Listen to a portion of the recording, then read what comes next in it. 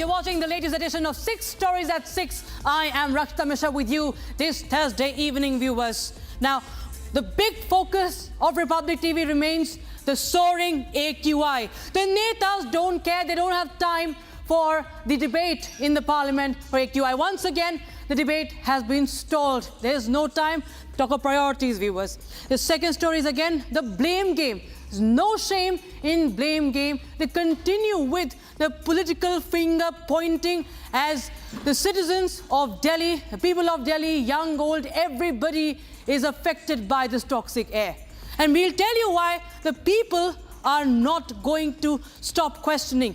Republic TV's campaign, NOTA for AQI, is flooded with responses. We'll show you what the people of the country are saying. This is a problem that has affected 60% of the country, viewers. And story number 4 is the Aravallis, viewers. This Supreme Court ruling that redefines what are the Aravalli Hills. That is a disaster in making, says the experts on environment. We'll get you more details on that. And also on the show, we tell you how the radicals continue to run amok in Dhaka on the streets. They continue to target India. The Hate India campaign comes to a peak as the elections are nearing in Bangladesh. We'll tell you also about the landmark FTA, the trade deal between India and Oman that boosts the economic interests of India in the Gulf region. Let's start with the big debate on AQI, viewers. The debate that did not happen, in fact, in the parliament. Every breath in the national capital comes with a risk today. The children, elderly, families, they're all paying the price of toxic air while the politicians look the other way. Debate stops and adjournments begin. People are left to suffocate in silence. The right to breathe clean air should not be a privilege, ladies and gentlemen. It should be non-negotiable. But the ones you vote for are not at all serious about it, viewers. This is the truth of the matter. We'll just move forward, and I'm going to tell you how the netas have been busy joking. Delhi jokes, and these parliamentarians are just busy joking. It's a joke for them. They have no time to debate the toxic air, rising AQI. They have all the time for debate, for SIR, for disruption, for drama, for adjournments. Now, they protest on what they allege is vote chori, but India says no votes if no neta takes the air they breathe seriously. Parliament today was again adjourned in both houses without discussion on soaring AQI. More in this report.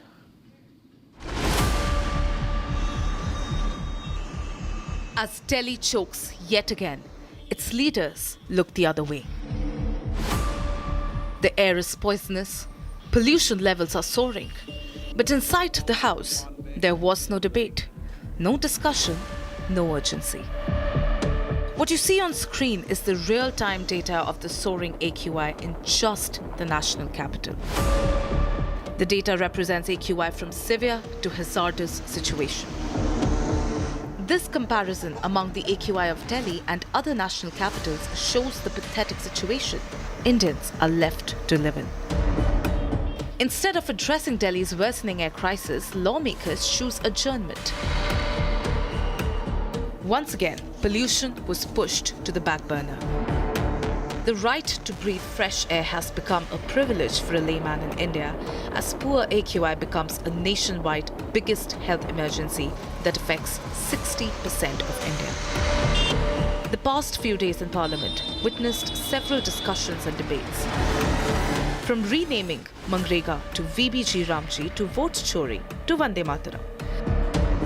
But the debate on the biggest public health emergency was nowhere to be found. With just one day remaining for the winter session of the Parliament to conclude, debate on worsening AQI across the nation seems difficult, showcasing how people-centric issues hold the least importance for our very own elected politicians.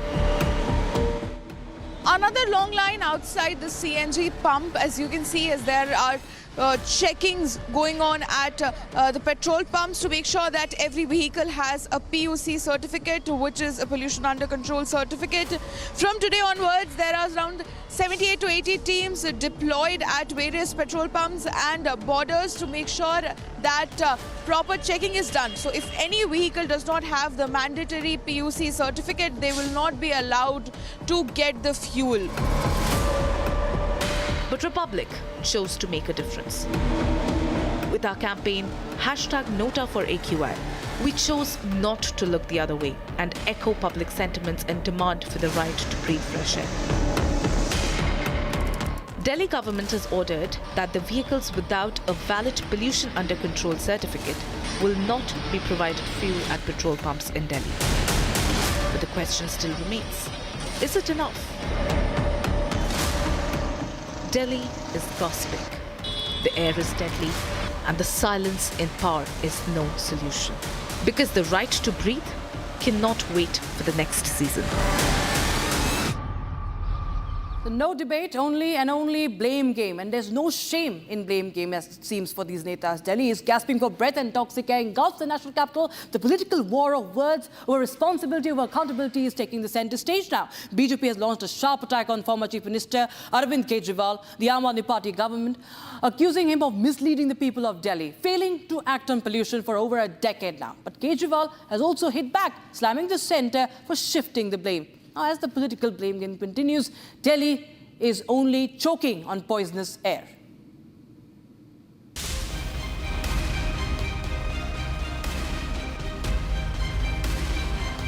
Delhi is choking on toxic air. Air quality levels have slipped into the hazardous zone. Visibility is low. But as the condition worsens, the political blame game between BJP and Aam Aadmi Party has taken centre stage.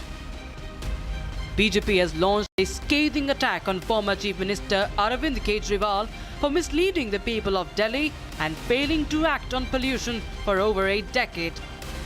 Pollution कोई एक साल में पैदा हुई समस्या नहीं है। बरसों से पोल्यूशन दिल्ली में बढ़ता जा रहा है और केजरीवाल जी अगर थोड़ा सा भी काम कर देते तो हमको बाकी का बचा हुआ काम करना पड़ता, मगर दुर्भाग्य ये रहा कि केजरीवाल जी ने केवल दिल्ली की जनता को गुमराह किया, धोखा दिया और ये जो सारे काम करने थे, ये जो सारे कामों का पहाड़ बन गया, ये सारे काम हमको करने पड़े। केवल वो दिल्ली की जनता को सब्सिडी के बहाने दिल्ली की लोगों में इवन ऑड करके रेड लाइट ऑन, गाड़ी ऑफ, ये सब ऐसा ड्रामा करके उन्होंने दिल्ली की जनता को बिजी कर दिया। इस वक्त जो भी पोल्यूशन है दिल्ली में, वो दिल्ली का अपना पोल्यूशन है और दिल्ली को ये पोल्यूशन दूर करने के लिए दिल्ली को और केंद्र सरकार को उचित कदम उठाने चाहिए। पहला, दिल्ली ने 10 साल जब तक हमारी सरकार थी, इस दौरान इतना सीवियर पोल्यूशन कभी नहीं देखा था। अभी भी जो AQI दिखा रहे हैं, ये ऑफिशियल AQI, वो ऑफिशियल AQI भी सब लोग जानते हैं कि वो मैनिपुलेटेड है, पूरा दम घोटू वातावरण है और उस पोल्यूशन को कंट्रोल करने की बजाय पूरा का पूरा गड़बड़ करने की तरफ उनका ध्यान है। Delhi Environment Minister Manjinder Singh Sirsa maintains that BJP has inherited the problem of pollution from the Aam Aadmi Party government. Delhi के नागरिकों से आग्रह करता हूं, आप हमारा इसमें सहयोग करिए, मैं आपके सहयोग की उम्मीद करता हूं। दिल्ली का पोल्यूशन हम मिलकर ही लड़ सकते हैं, पोल्यूशन हमारे द्वारा ही दिया गया है, कोई बाहर से तो आता नहीं है। अब हम मिलेंगे, इसको ठीक करेंगे, तभी आज मैं इतना बता सकता हूं आपको कि मेरा अगले 7 दिन तक अच्छे नहीं है। मैं फिर से आपके टीवी चैनल पर बोलना चाहता हूं, अगले 7 दिन पिछले साल के आंकड़ों को अगर मैं देख रहा हूं तो अच्छे नहीं होने वाले। पिछले साल के आंकड़ों में अगले 7 दिन 450 एवरेज AQI था, इसलिए अगला मौसम पुराने इंडेक्स के मुताबिक खराब रहने वाला है, लेकिन उसको हम 100 पॉइंट AQI को नीचे लाएं, ये हमारे लिए जीत हो सकते हैं, इसी पे हम काम कर रहे हैं। And as the city gasps for breath, the political war over responsibility shows no signs of easing. Well, the politicians across parties are weaseling out from their responsibility, but Republic has reached out to people through our relentless campaign, #NOTA for AQI. And people are coming forward in large numbers. In this report, we bring you the voice of people of the country against air pollution. The anger is palpable and their voices are only growing louder. Republic's relentless campaign for cleaner air, NOTA for AQI. While politicians voted to power shuffle off the responsibility, Republic reached out to people. Hi Arnab, this is Srinivasan from Chennai, and I am a proud member of Nationalist Collective. I need to appreciate you and the entire team of Republic. Now coming to the point, I have a question for BJP. What was their main point in their Delhi election manifesto with regard to air pollution? They should come out clean with regard to that particular point, because now they cannot say 80 दिन में क्या होगा, 90 दिन में क्या होगा. With AQI plummeting, parts of North India are breathing inhuman level of toxic air. Echoing the sentiments of the people, Republic started the NOTA for AQI and people came forward. Hello everyone, I'm Mudita Bagla, I'm from Kolkata, and let me tell you, the AQI level is rapidly increasing in Kolkata and it's becoming extremely suffocating for all of us to survive, to travel, to even step out. I really wish the state government takes certain strict measures to control the situation so that we can breathe clean, fresh air once again and live our life happily. Delhi में AQI 400 के पार ये कोई खराब हवा की बात नहीं है, ये पॉइजनस हवा की बात ही नहीं है, ये एक बहुत बड़ा अलार्म है. हम लोग कहाँ जा रहे हैं, किस रास्ते पे चल रहे हैं. आज सारे नेता, सारे पॉलिटिशियन, सारे इसी बात को बात करते हैं, डेवलपमेंट डेवलपमेंट डेवलपमेंट. हम लोग का क्या डेवलपमेंट हो रहा है? AQI बढ़ता चला जा रहा है. हम लोग ने कभी सोचा है कि हम लोग कहाँ पे जा कर के पहुँचेंगे? तो डेवलपमेंट के साथ हमको ये भी देखना है. Clean air is our right. With video responses and WhatsApp flooding with more than 2,000 messages, NOTA for AQI reached more than 4 lakh accounts on Twitter.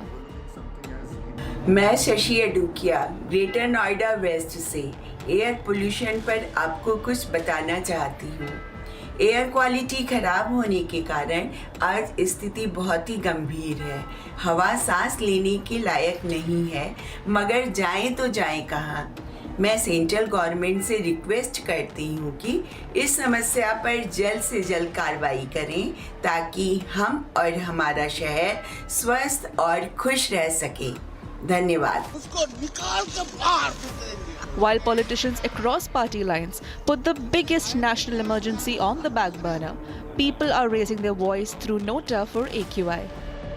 Hello everyone, myself Gurleen Kaur. I'm from Mumbai and it's my request to the BJP government, to the central government, that clean air is our right, first of all. Secondly, stop making this as a joke. People are choking in North India and you are literally making joke of it. You are playing passing the parcel, and this is really not the time to play games, to play your politics. Work instead of blaming others. NOTA for AQI calls out the national air emergency, a risk affecting more people than COVID can. The air quality where I live has been consistently above 200 for the past many months, largely due to unregulated construction and activities of similar nature. It's time for the government to stop overlooking something as integral and as all-pervasive as air, because it's affecting the health of the citizens in a big way at this point. And as individual citizens, there's only so much that can be done, because these large-scale activities need regulation. And so I don't know how to put it more simply, but I just want to breathe better. With Lok Sabha adjourned without scheduled debate on pollution, political parties dodge the issue and India continues to breathe toxic air. And if the rising pollution was not enough, there's another issue that is now posing. It's as high as the Aravalli Hills. Now, Supreme Court ruling on the definition of the Aravalli Hills has sparked protests and environmental concerns. The new definition could strip the legal protection from large parts of the Aravalli range, increasing the risk of mining and environmental damage and water stress across North India. Aravalli is the shield, viewers. It could even lead to more pollution if these mountain ranges are killed. And there are much more bigger ecological and security concerns with regard to this redefinition that is now coming in as a death sentence for the Aravallis. Here's more.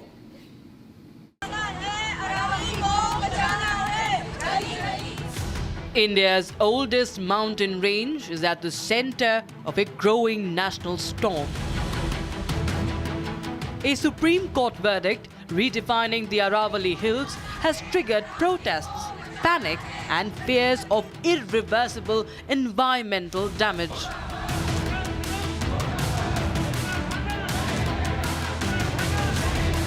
On the 20th of November, the Supreme Court accepted a new definition proposed by the Union Environment Ministry, saying only landforms rising 100 meters or more above the surrounding terrain will now be legally recognized as Aravalli Hills. This verdict removes protection from nearly 90% of the Aravalli region, opening the door to mining, real estate and large-scale destruction. Environmental experts warn this is no longer just an ecological issue, as the Aravallis act as a national security wall, blocking the spread of desert sands from the Thar Desert. These hills help reduce extreme heat and protect the climate across the region.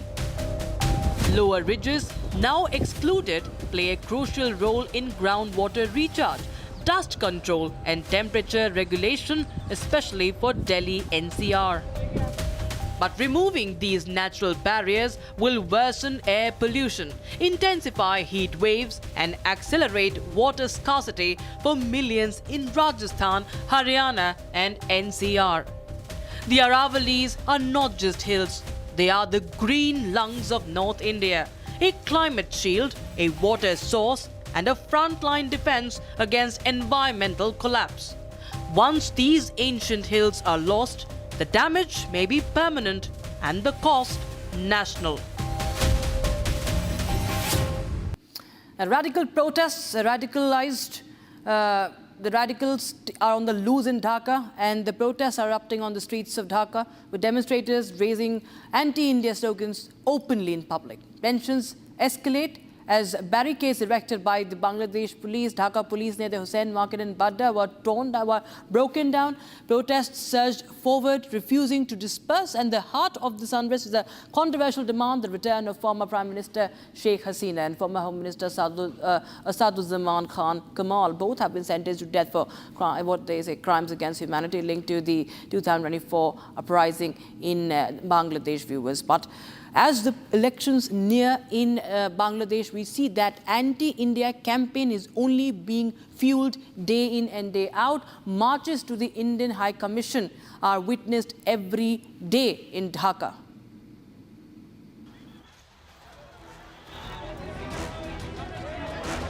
Radical protesters have flooded the streets of Dhaka, chanting anti-India slogans, gathering in large numbers outside India's Visa Center.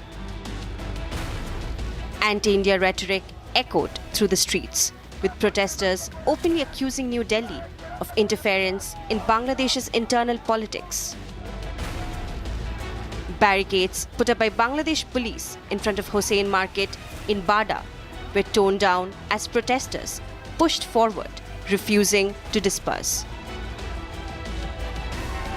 Their demand: the extradition of former Prime Minister Sheikh Hasina and former Home Minister Asaduzzaman Khan Kamal, who were sentenced to death for crimes against humanity during the July uprising in 2024. In broad daylight, Osman Hadi, who had his rise after the revolution that happened in Bangladesh, which ousted Sheikh Hasina, floated his own political platform called Inqilab Manch. Now, while he was also a potential candidate of this Inqilab Manch for the upcoming elections, national elections in Bangladesh, he was continuously spreading radical information and preaching radicalism in Bangladesh, most of which was anti-Indian rhetoric. India's diplomatic presence in Bangladesh is on security alert. Although India has resumed the Visa Service Center in Dhaka, other two visa services facility in Rajshahi and Khulna has been closed for now, temporarily. On Wednesday, Bangladesh High Commissioner Emriaz Hamidullah was summoned by India's Ministry of External Affairs over threats of isolating the Seven Sisters from India. The comment came in from National Citizen Party leader Hasnat Abdullah, known for his anti-India stand. In Bangladesh's new political order, attacking India is no longer optional, but a path to power. Now, from student leaders to militant-linked actors, anti-India threats are now being articulated openly, publicly, and without fear of immediate political consequence.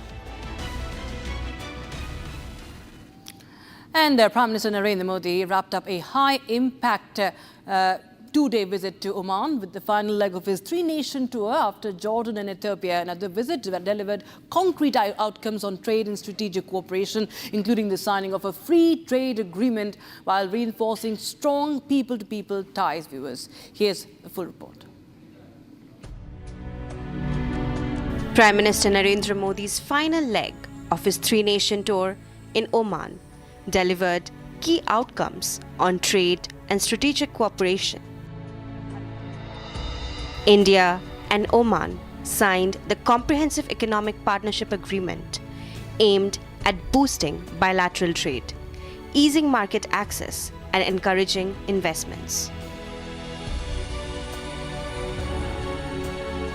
The agreement is expected to significantly reduce or eliminate tariffs, which currently range as high as 100% on several industrial products, giving Indian exporters a major competitive advantage in the Omani market. Formal negotiations for the agreement began in November 2023 and were completed earlier this year. Oman is the third largest export destination for India among the Gulf Cooperation Council countries. India and Oman also signed a joint maritime vision document, an executive program on millet cultivation and food innovation, and 4 memorandums of understanding covering maritime heritage, scientific research, skill development, agriculture, and business cooperation. The visit assumed added significance as India and Oman complete 70 years of diplomatic relations, reflecting deep historical, cultural, and people-to-people links. Earlier, upon his arrival in Muscat, Prime Minister Modi was received at the airport by the country's Deputy Prime Minister for Defence Affairs. The Prime Minister stated that the visit offers new opportunity to explore new avenues. After reaching his hotel, the Prime Minister received a warm welcome from members of the Indian diaspora, with cultural performances highlighting strong people-to-people connect. Prime Minister Modi also said that the affection and enthusiasm of the Indian community reflected the enduring bonds between India and Oman. Prime Minister Modi later held talks with Sultan Haitham bin Tariq, focusing on strengthening the strategic partnership across trade, investment, energy, defense, and regional cooperation. Commerce and Industry Minister Piyush Goyal also met his Omani counterpart to further deepen trade and investment ties between the two countries. Later, Prime Minister Modi addressed the India-Oman Business Summit, pitching the CEPA as a turning point in bilateral trade and a roadmap for future growth. Friends, आप भारत और Oman के business हमारे trade को represent करते हैं। आप उस विरासत के वारिस हैं जिसका सदियों का एक समृद्ध इतिहास रहा है। सभ्यता के आरंभ से ही हमारे पूर्वज एक दूसरे के साथ मैरीटाइम ट्रेड कर रहे थे। अक्सर कहा जाता है कि समंदर के दो किनारे बहुत दूर होते हैं, लेकिन मांडवी और मस्कत के बीच अरब सागर एक मजबूत ब्रिज बना है। Anchoring the economic message in history, Prime Minister Modi pointed to centuries-old maritime links that continue to shape the partnership. Friends, आज हम एक ऐसा ऐतिहासिक निर्णय ले रहे हैं जिसकी गूंज आने वाले कई दशकों तक सुनाई देगी। कॉम्प्रिहेंसिव इकोनॉमिक पार्टनरशिप एग्रीमेंट यानी सीपा हमारी पार्टनरशिप को 21st सेंचुरी में नया विश्वास, नई ऊर्जा से भर देगा।